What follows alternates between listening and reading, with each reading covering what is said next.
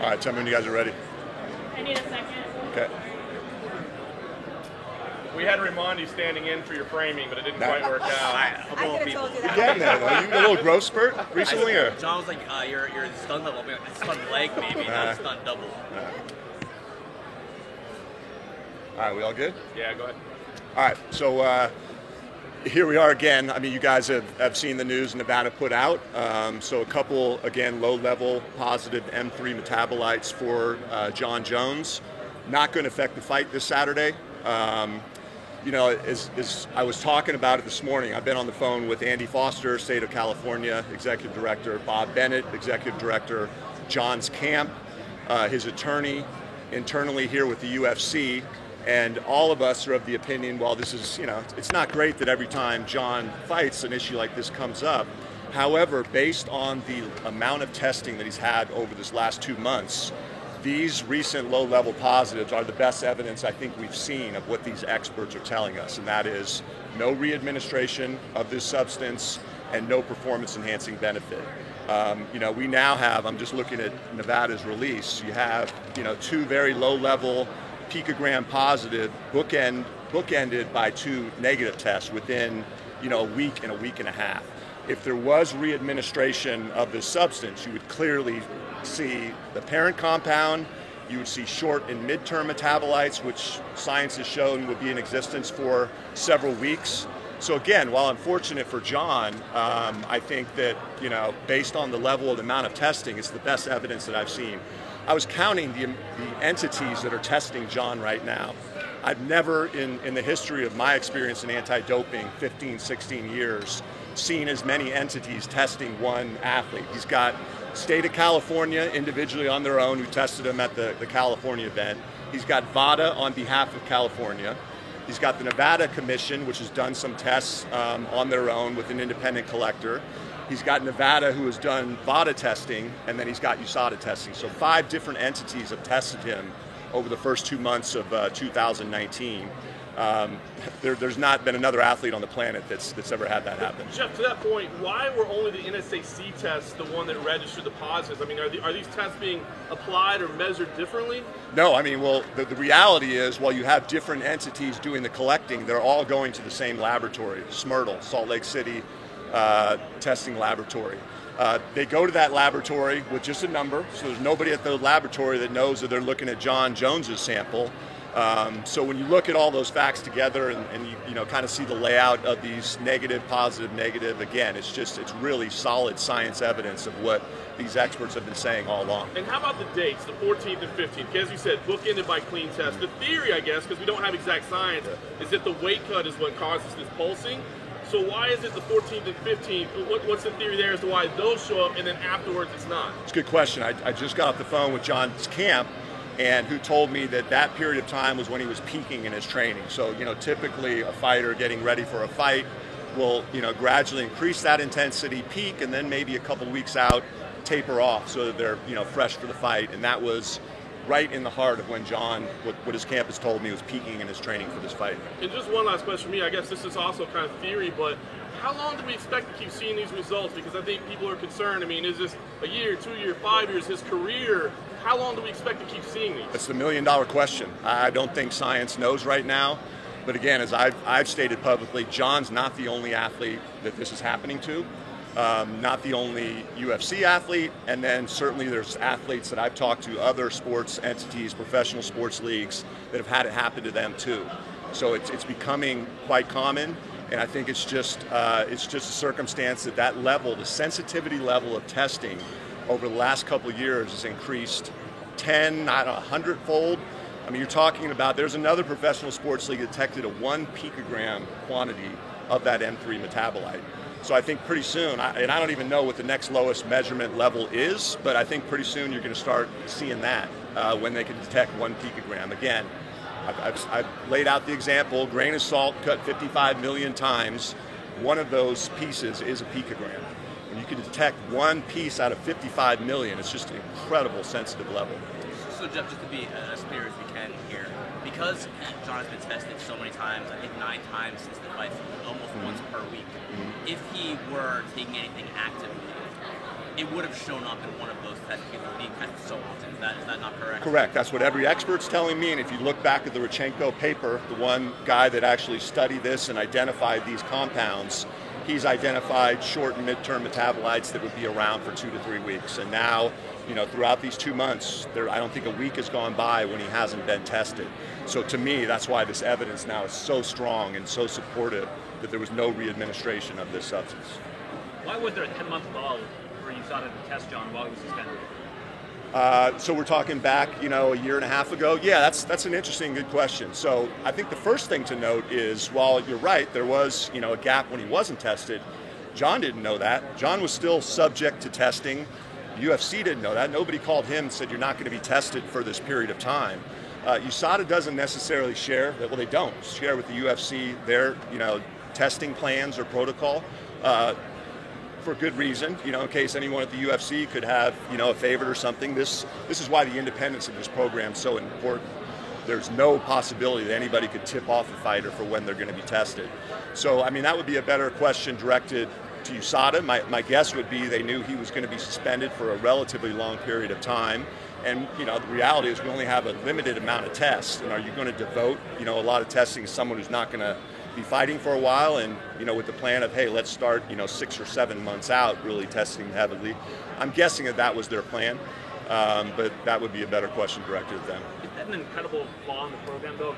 You've got suspended guys that have, I guess, opt for banned substances not getting tested for long periods of time. Shouldn't they be subject to more stringent testing rather than less? Well, that's one thing that we looked at, and that's why we've increased our testing numbers. So I think the percentage is 40 or 50%. So we were about 2,800, for the first part of our program, and I think now we're 4,500 to 5,000.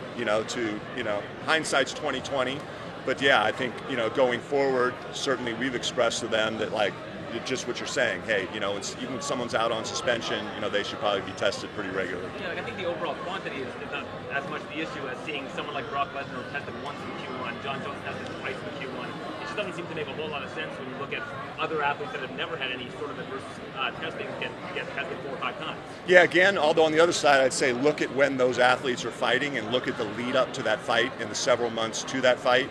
And I think most science has shown when you use a performance-enhancing drug and stop, the returns are diminishing.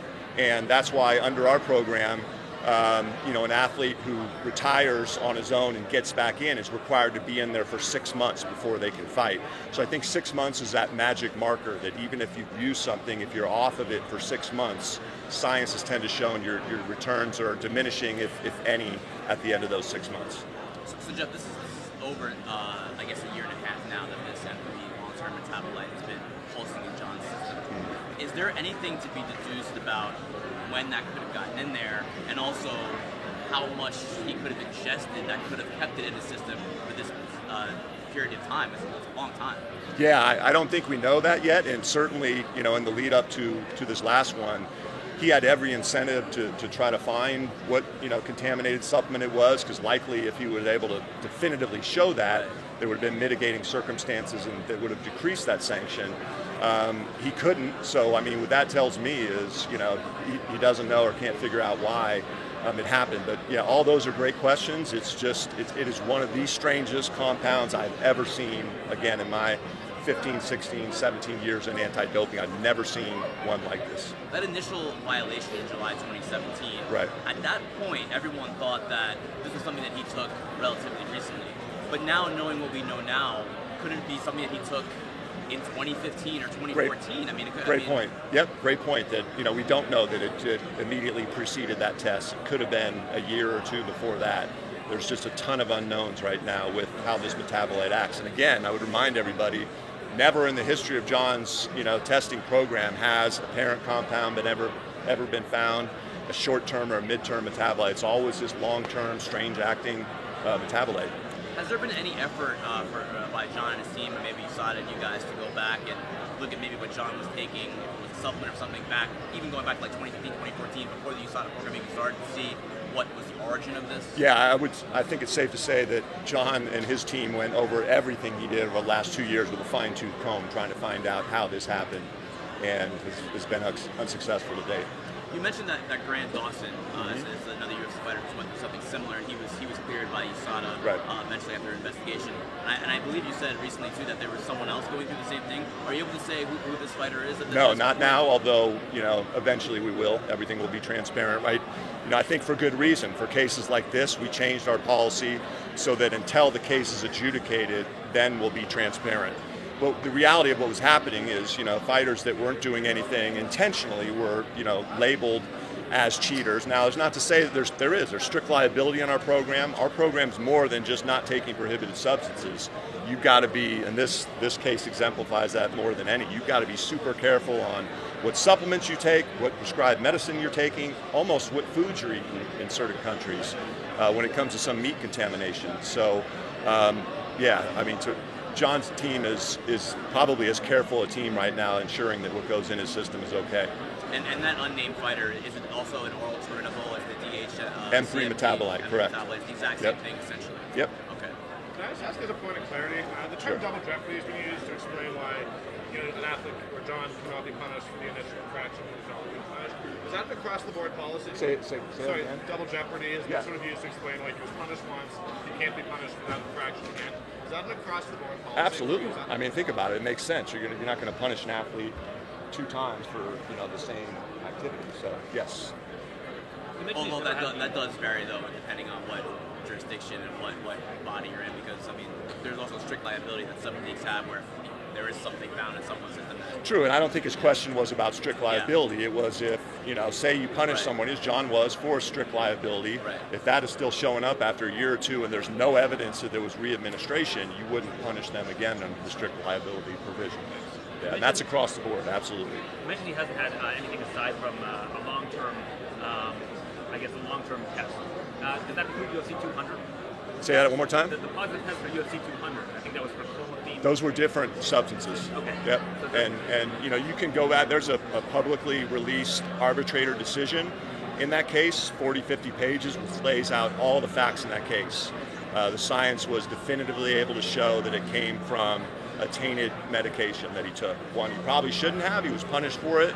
But again, in that case as well, no evidence exists that he intentionally did anything in both of these cases. All right, Jeff, good? Last thing, not John Jones related. Khalid Murtazalia recently, was suspended 2 years by USADA. Just want to ask you about that situation because he fought CB Dalloway in Moscow back in September. Was not tested. He was a short notice replacement. Was not tested leading into that fight. Wasn't tested on fight night. Was tested on October 3rd, and it came back positive. He beat Dalloway in pretty violent fashion. But Dalloway's the win remains. Why does the win remain? He wasn't tested at all before the fight. Shouldn't that count? Yeah, again, I mean, you have to have evidence. I don't think anybody can definitively show that he ingested that substance before the fight.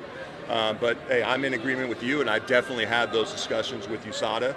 That obviously the UFC's preference would be that does not happen going forward. Now, there's always a lot of variables when it comes to their ability to go out and collect a sample, especially when you're talking, we have 550 plus fighters spread throughout 46 countries. I got a picture a couple months ago from an athlete that USADA tested in a certain country that the testers literally had to walk up a 3-mile mountain to get to this guy and find him. So there's variables that often occur. I don't know necessarily they didn't attempt to, but sometimes things come up where they're unable to get a sample. Again, we definitely express to them our preference would be that new fighters, everybody's tested at least fight night, and I think our increased number of tests going forward now is going to help solve that issue to make sure that that's not happening going forward. Have you spoken to CB Dalloway since that news? We have spoken with him. Yep. He was pretty upset about it when it first happened, and he actually suspected at the time that this opponent was on steroids, and it ended up he was. Yeah. So has he calmed down? Yeah, I mean, you have to talk to him. I don't know if that's the case, but I get it. All right, thanks, guys. Thanks.